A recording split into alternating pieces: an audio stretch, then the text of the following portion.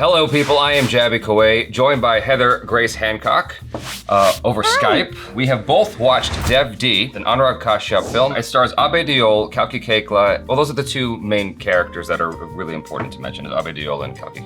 I should be smart and pull open the IMDb next to Heather's face here so that I can see all the talent involved in this. Anurag Kashyap, just so you know, is like one of my favorite directors out of India. I can see that. As you can see from his film, he's very bold in the way he approaches things. It's different than what you might find otherwise. And also a fun fact, he actually was, for a time, married to Kalki, the lady who played the worker. Well. Yeah. This is Heather's first.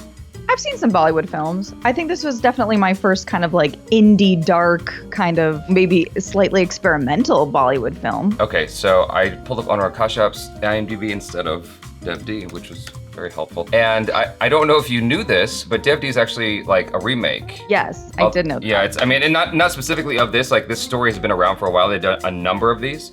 And his objective in making this was to go a different direction from all the other versions that have already been done, which is very obvious. I just watched this last night, like literally last night, and I'm like, wow, this is very different. You probably enjoyed this one way more than you would have enjoyed Devdas itself. This is a lot more classic in terms of like the romantic thing and whatnot, you know. Because you originally pitched me a rom-com and I was like, no, I don't like rom-coms. And then you gave me this and I was like, oh shit, this is a dark and gritty. Yeah. This is the opposite side. I got a funny feeling. I got a funny feeling. Yeah. I'm gonna read the one-liner from IMDb and then I'm gonna ask you your thoughts. After breaking up with his childhood sweetheart, a young man finds solace in drugs. Meanwhile, a teenage girl is caught in the world of prostitution. Will they be destroyed or will they find redemption? Abhay Deol actually pitched this idea to Anurag Kashyap. He's like, what if we do this? And Anurag Kashyap's, I like that. And then he goes and then he went and wrote it with someone named Saratachandra. I can't read this guy's name. Sarach. It sounds great. Chatterjee. It's because that's the novel. So he didn't. I'm sorry. I take this back. You read up on it, I guess. So Sarachandra Chatterjee wrote the novel a long time ago, and Anurag Kashyap wrote the script. That's for this. Okay, I was confused. Yeah, and apparently there's been, like you said, a lot of different film adaptations of the book that have all kind of taken their own spin. Oh, there is one other writer, Vikram Ditya Matwane. So perfect. I have some thoughts. Okay. I loved the cinematography, the coloring, like the storytelling kind of done in like the way of chapters. I thought was really cool. I liked a lot of that kind of stuff. I really, really did not like the writing of Dev. Like I thought he was a very polarizing protagonist because I absolutely hated him, like to just like call it right out at the top. Like I was like, oh, you're a terrible person. I'm not rooting for you. So it was a fun juxtaposition of like me being like, this is like specifically the coloring and just like the kind of experimental storytelling with like the music and how we're suddenly having like a dance break of like the guys in the underground bar and stuff like that stuff I really, really liked. I thought was really cool. And then we have all these women who I'm like, this guy is the worst dude of all time and all of these women around him are getting treated so poorly. So that part I had a problem with, but as far as the filmmaking, I really, really enjoyed it. I thought it was really good. It's so fascinating you're saying that because I actually felt the same way in watching Devdas. I'm like, I don't know why anybody loves this dude. Oh, good. They keep telling this story of this guy who is treating people around him badly and yet they love him anyway. But in the original story, or at least in Devdas, I don't know about the iterations before because supposedly this is closer to the book, just updated. The one that we watched or that one? The one that we watched. And so in here, this is Paro. Not that that matters, but he stays obsessed with her for the entire film. The first half of Devdas is him returning from London. He just studied how to be a lawyer and now he's a lawyer, an astute graduate. And with his vodka? Yeah, he wasn't a drunk yet. And and there was some like weird family dynamics in Devdas where because he's of higher class, they couldn't possibly get married. It's very classical in the way that it's made. So these two films are polar opposites. Like this is like Sound of Music over here. And Anurag Kashyap's is like it's like the Fincher version. It almost felt like he wanted to make Requiem for a Dream. because that's a great, all the experimental angles and whatnot. Apparently Danny Boyle helped with like some suggestions of how Anurag Kashyap could, that's what he paid him special thanks, didn't he? Was it Danny Boyle? Yeah, you're absolutely right. I forgot about that. Danny Boyle suggested to him ways he could accomplish certain angles and certain shots because of limitations of budgets. Right. With like, especially, I think I read somewhere like when Dev is getting super drunk, they did something cool, like experimental with the camera to get like that kind of effect of intoxication or whatever. I almost wish I had you watch Devdas as well, just so you could like really understand where I'm coming from, because this for me in terms of story is a much better story than Devdas. Because Devdas is, first half is he's in love with this girl, but because of societal norms, like class structure, because of classism, he can't marry her. She ends up getting betrothed to someone else who's even richer than him. And he wants her back, but he can't have her for reasons. And then he's a drunk. He falls into the care of this courtesan who loves him for no reason. Right, 100%. And he keeps treating her like dog shit. At least in Dev D, he actually shows her love. He actually shows interest in her and affection towards her. A little bit, yeah. Well, if you compare it to this. I mean, I can't imagine. Yeah. I mean, the way he treated Paro in the one that we watched, I was literally like, this douchebag. I was like so offended. I was like, this guy sucks. No, that's interesting because in Devdas, he actually treated her better. Okay, good. Yeah, it's like they flip-flopped it. What they did was they created a more consistent character here because he's just a jerk all around. And then 100%. Yeah, and then he finds his coming to light moment when that car crash happens. Mm-hmm. I agree with you. He's a shit character for a lot of the movie. Like, he doesn't really have any redeeming qualities, and I don't really understand why anyone really cared for him. Because even in this, when Kalki's character says she loves him, I'm like, but why? But why do you feel like that? Yeah. Ma'am? Other than because movie says so, I'm like, I don't understand why. Like, why do you like him? I know, the only thing I could kind of get with her and her story was like so tragic and horrible. I was so like, my inner feminist was like, I am just gonna rage. Yeah. But like, the only thing I could connect there is that it's just kind of like these two lost souls, and she felt kind of a kindred spirit in this guy who's sort of wandering alone. And I was like, but that's not love, sweetie. No. But I kind of like that, and I kind of think it's weird, twisted, and beautiful in its own way, because I feel like that's what happens in real life, is like we're all just jagged edges, and we have to find the jagged edge that we fit with, and that's like our soulmate. Look at this beautiful poet here on a Friday morning, just killing it. Look at you. You're a romantic. So with Dev D, it was very, like you said, it was very experimental in terms of the filmmaking. It was very edgy. It's interesting because I'm used to Anurag Kashyap's other films that are much darker than this. And so... Oh, interesting. Yeah, this was actually kind of lighthearted.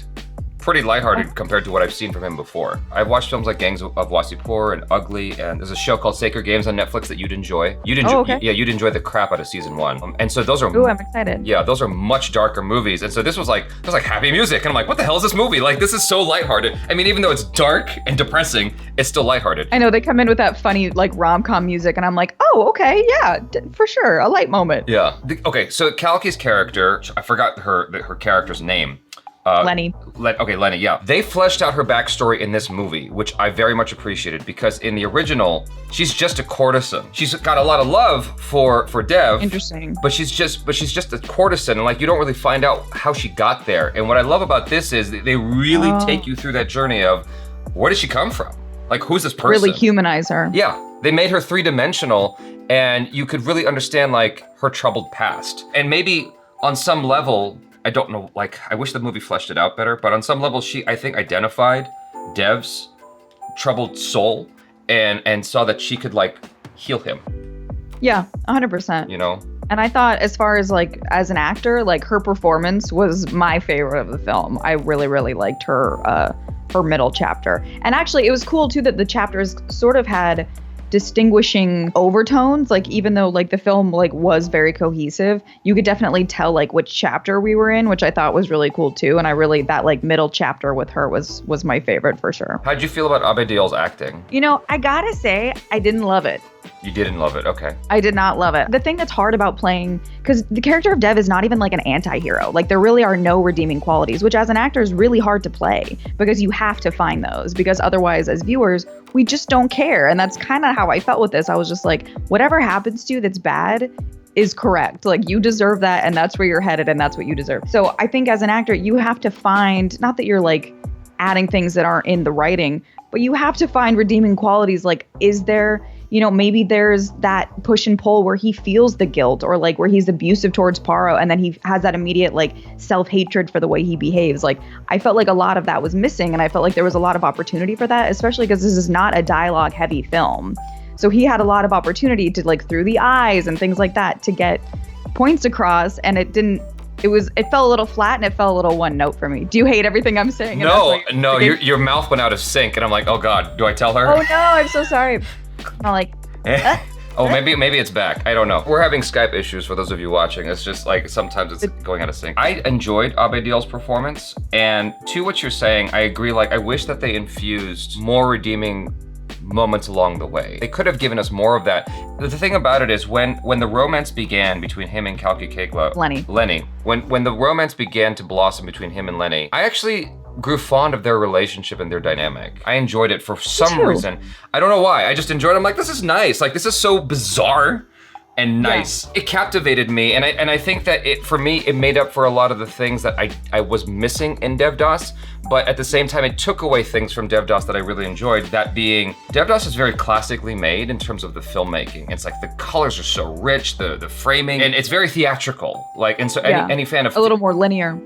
Any fan of theater will enjoy that. In older films, people would come in and out of the frame as opposed to cutting every second. It'd be longer shots, longer takes, and it's very grand and epic. Whereas this is more tight, and it kind of makes you feel like you're choking a little bit, and it's a little suffocating. Each one has their own beauty, I guess you can say, in terms of filmmaking. I'm more preferential towards the classic version just because of what I got out of it visually.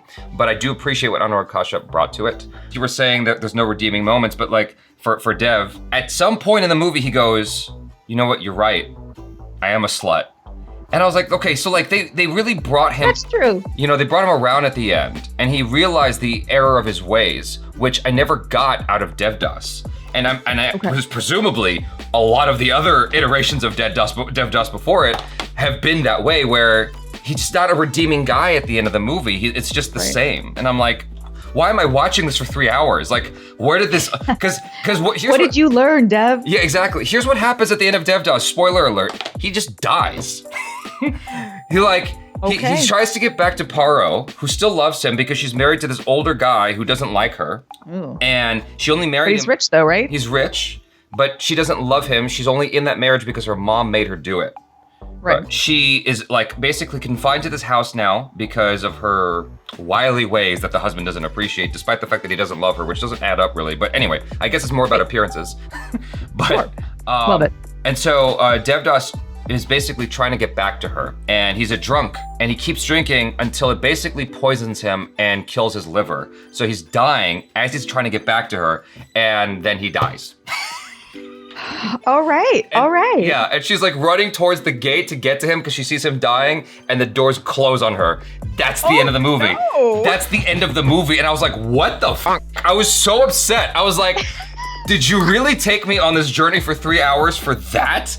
I was really upset by the ending. Yeah. I thought for a second that was where this one was maybe gonna go. When he was like coughing and he like looks like shit, I was like, oh no, like he might die at the end of this. And that's okay. Yeah. Well, they really earned it because they really earned the happy ending because it started out so bleak, Sure, yeah. Where Devdas starts out like really happy, it ends super dark.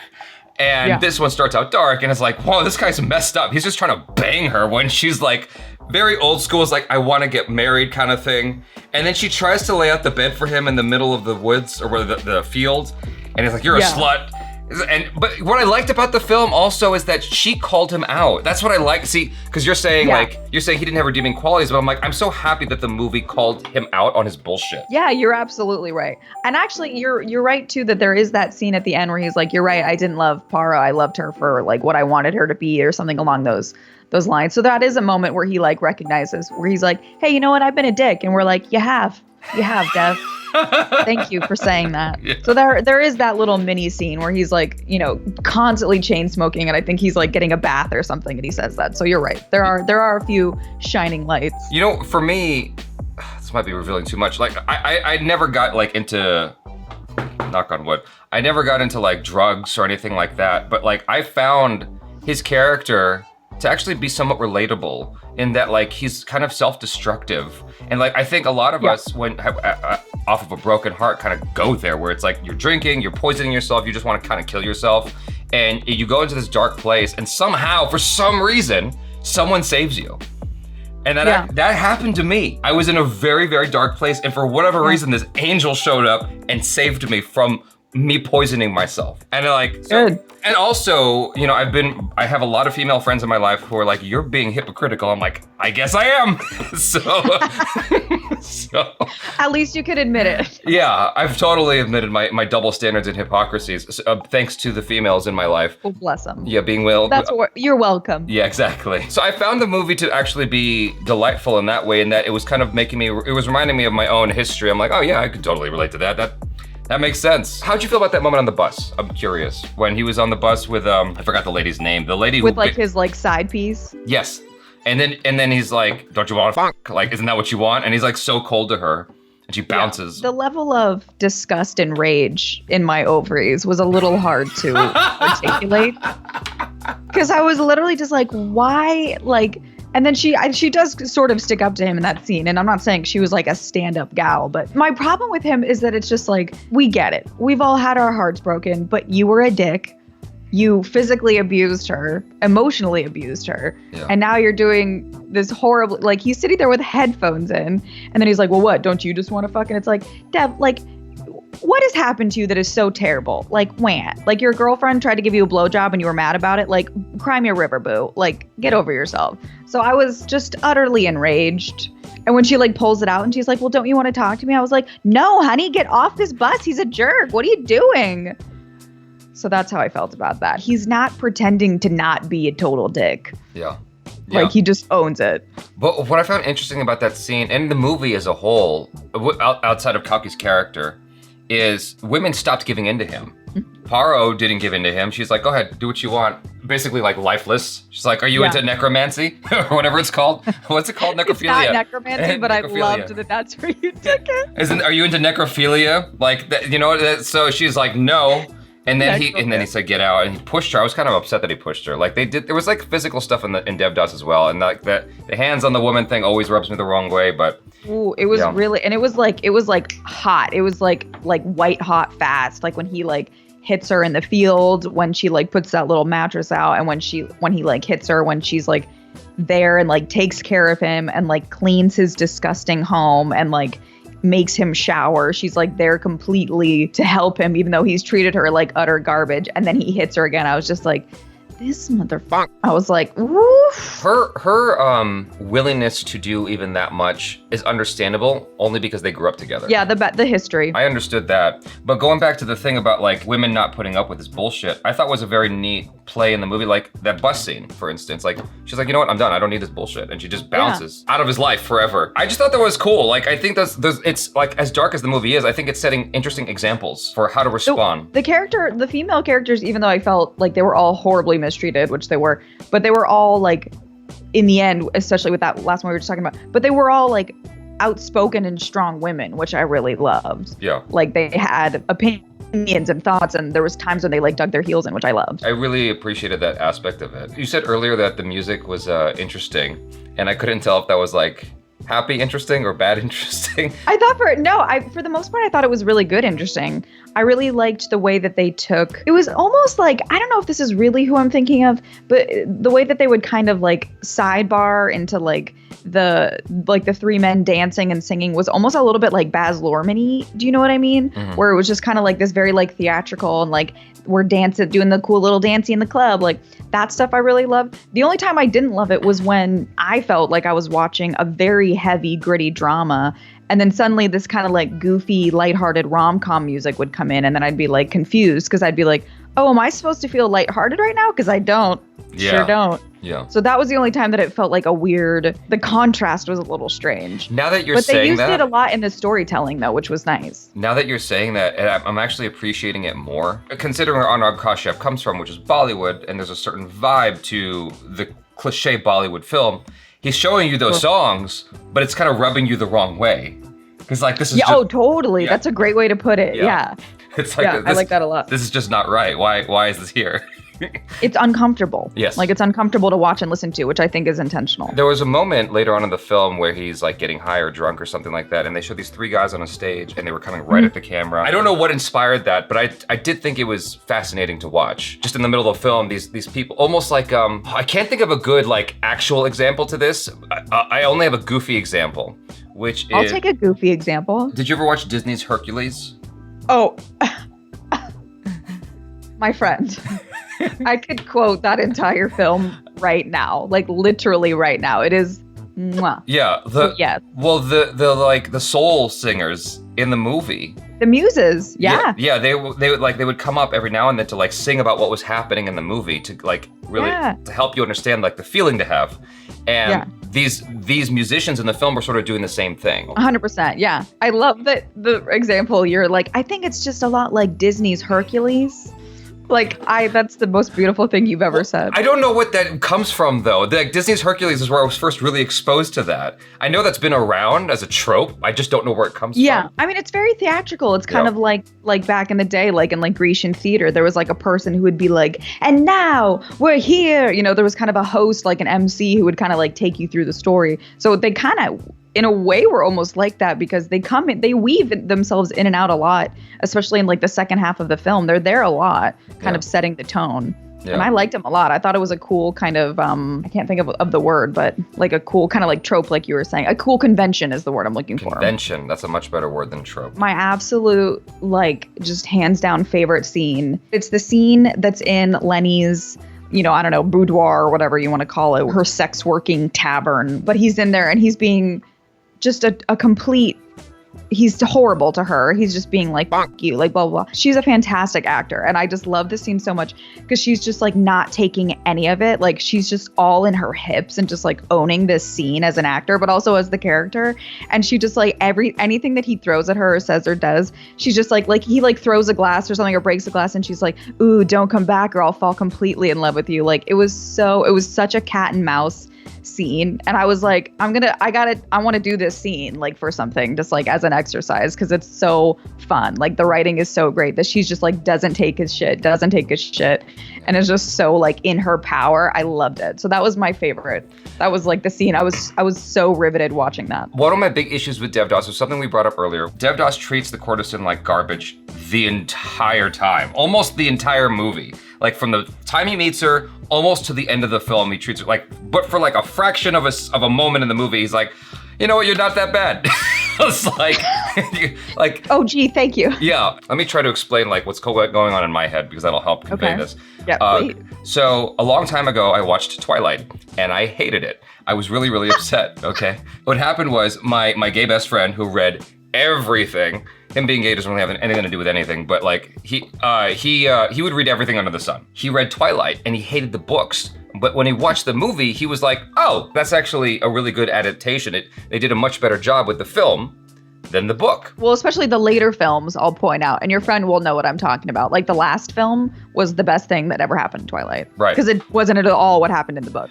Well, which I've also read all of, don't tell anyone. The reason why I'm bringing that up is because when he watched Twilight, he was a lot more forgiving of it because of the book. Oh, that's interesting. After Devdas and my gripes with it, story-wise, watching Dev D, I'm like, I actually really like this because of how it differentiates itself from Devdas. Whereas, see, that's a cool observation. It's like because there's like another like intellectual property in a sense, like you kind of, it's fun revisiting characters in a different way, like book to screen or film to film. Like it's fun to see the differences. It kind of enriches both of them in a way, which is cool. I don't know how much you read up on Dev D, but like there was some stuff that was in the film that's based on real life. Yeah, like with Lenny, Well, not just Lenny. The car accident was based on real life. Oh, that's a bummer. Yeah. But yeah, I could see that. That was a thing that was pulled from the headlines where this rich person basically ran over like 6 people. And initially he was like let off and then he was brought back to jail. He served like 2 years or something like that with, I forgot what you call it, where it's you're supervised or something after. What, like house arrest like or parole, probation? Probation, one of those things. I don't know all the legal jargon, but I mean, I think it's good that you don't. I think if you had like a really, really in-depth like criminal understanding, I'd be like, so were you? Yeah. Did you just get out of the slammer, my friend? No, I've just dated a lot of lawyers, you know. So presumably, if you're going off the headlines, you can sort of see where Devdas's life in Dev D goes. You know, that's interesting because I want to ask you about that because I actually felt like his future at the end of Dev D was a little ambiguous for me. I was a little confused by like the legal system because I know he was let out for 4 days to attend the funeral, but then they kind of ended on like a light note with him and Lenny on his motorbike, like, here we go into the sunset. And I was like, but doesn't he have to go back to jail? Like, I was a little confused by that. Well, here's a little fun secret. You and I watched a shorter version of the movie. I noticed that, yeah, because on Netflix, the runtime is a lot shorter. Yes, and I don't know what they cut out. But I read the Wikipedia and I'm like... Probably more drinking. Yeah, that's what I assume. I'm like, I don't know that I needed 30, 40 more minutes of that.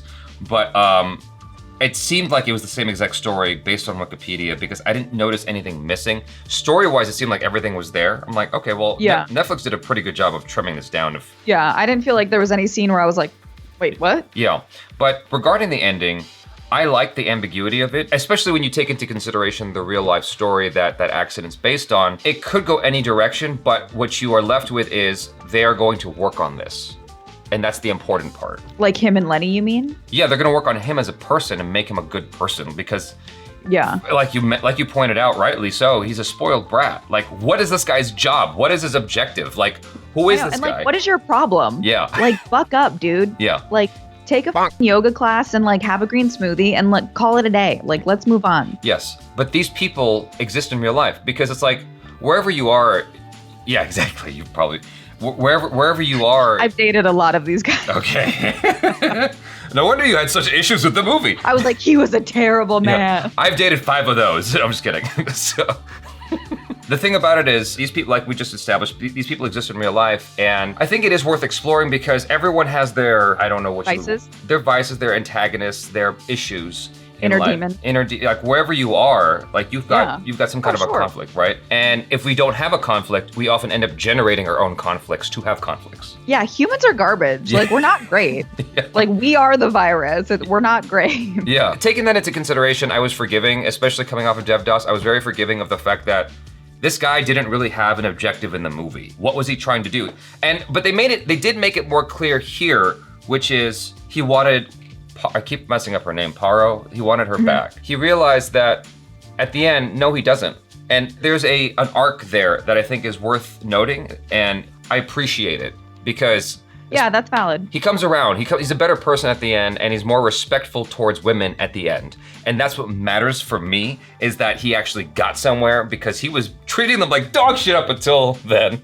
But and much like, Pursuit of Happiness, once he finally has his come to light moment, the movie's over. And I'm like, I wish they lingered on that just a little bit longer. Yeah. Just like a little, like, 1 year later. Yeah, exactly. Because in Pursuit of Happiness, my biggest frustration with the film was as soon as he had a glimmer of, like, as soon as he had something tangibly good, the movie was over. And I'm like, you just took me through a whole bunch of shit, dude. Like, I need a few more minutes of good. I know. They blue balled us. It was like, just give me a little. Yeah, exactly. The arc I thought was good. It's what we can all hope for more people in the world is that because some people just stay vile their entire lives. Like, at least he. Oh, sure. Yeah. Again, dated a lot of those. Yeah. No, actually, you pointed out some good things. I have a little bit more softness for Dev after this conversation, so I appreciate you bringing your insight because you pointed out some good stuff. He's still rotten, but I'm softer towards him. I really enjoyed, for some reason, that pimp character. I don't know why. Oh my god, me too. Yeah. He was so charismatic. Yeah. He was so chuny. He was great. I found it so curious, this whole underworld Lenny fell into, because the thing about it is you could see the appeal of it. He's like, you can go to school, you don't have to do anything you don't want to do, but this is your job. This is how we make our money here. It was all very laid out in a very pragmatic kind of way. And she's like, okay, cool. And she's like taking back control. Almost like, this is a weird comparison to make, but like in Amsterdam, you have a lot of prostitutes. Sex workers. And they're happy with their work. They're like, they own it. Oh, absolutely. And if this is you trying to tell me that you're going into sex work, I just need you to know that I support you fully, okay? No, all I'm trying to say is it was a similar thing here where she very much owned her profession and she had no shame about it. Oh, absolutely. Did you have a favorite scene? Abediel's hanging out in her bed and then there's like a knock at the door and this other dude shows up Oh, right. There's just this awkwardness there, and he's waiting for her to come back just so he can leave in front of her. There was something like... I know. He's such a little bitch. Yeah. I don't know why, but like I really like that scene because there was a lot communicated without saying anything. Like, so she could see his pain, and she understood why he had that pain, and she understood why he left. And then I also love that the other guy's just like, my health certificate is great. Yeah. Like, just so oblivious to all this undertone. Yeah, no AIDS. He's like, I'm clean, man, I'm clean. No STDs, I'm good. Can we do this? Are we good? Yeah, exactly. Like, so clueless. I just appreciated how it was without dialogue, and yet they still were able to communicate a lot in there. It was so heavy with nuanced information, and definitely. I just really appreciate when films are able to do that, where you can get the sense of what's going on inside without them actually overtly saying it. That's hard. Yeah. It's not easy to do that. No, it's not. It's great filmmaking and it's great acting. It's good stuff. They don't say anything, but everybody knows what's happening, and it's really, really riveting to watch because it's all like behind the eyes. And that's what's interesting for audiences to watch. It's interesting for actors to do. Like, it's just yummy. It's yummy human behavior type stuff. That was that was a really good moment. And like her like face dropping when she realizes it, and you're just like, oh no. Yeah. Now you have a podcast. I do. I don't know why my voice got so high. I don't know what your podcast is about. This is the first I'm hearing about it. I just announced it on Monday. So it's called Think Piecing, and it's premiering on June 3rd, like 2 weeks from now. And also my birthday. When you say announced, who did you announce it to? Where did you do this? Like, I just posted it everywhere because I've been working on it for a long time, but nobody knew. Yeah. It was like secret. You opened up your window. It's on Apple Podcasts, Spotify, Google, blah, blah, blah, blah, all those places. So each episode, I'm going to have 2 little mini think pieces to try it and just bring fresh perspectives, because I think a lot of things like lingo and just like cultural backgrounds can sort of pit people against each other, when I think a lot of the time, like, we're all kind of on the same team, or should be at least. So my goal is to just bring some fresh perspectives to people and try to like help us understand that like there's so many more commonalities than there are differences between us. So there's always going to be a little mini think piece at the beginning that's a little more serious or a little more cerebral or introspective, and then there's like a silly one. At the end of each episode, I'm going to have a little call to action so people can get involved for next week's conversation.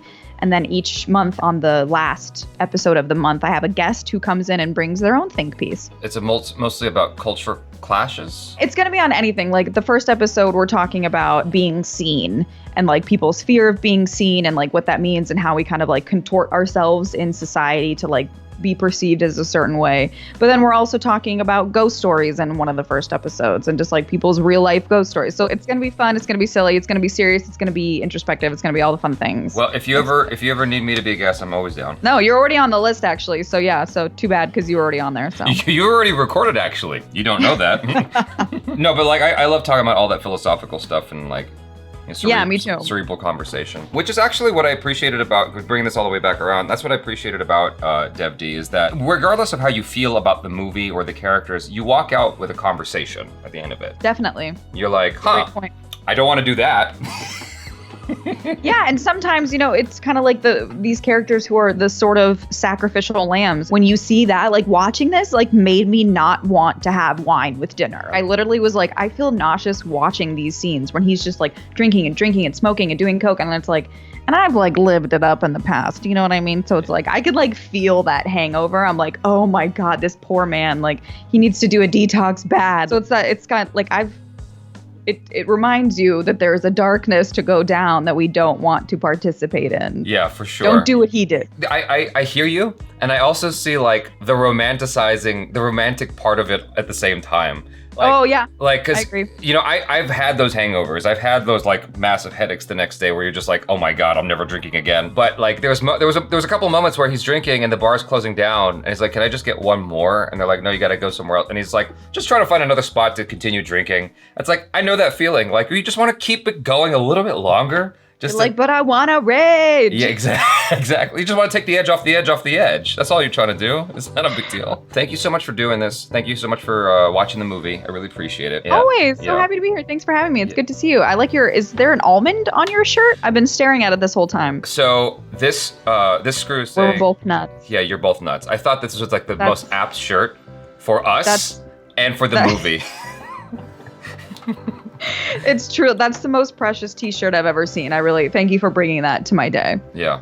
It's better because of it. I was like looking at it this whole time. I was like, that is the cutest almond I've ever seen. A sentence I never thought I'd say. Yeah. ACHARA has a shirt that says pugs, not drugs.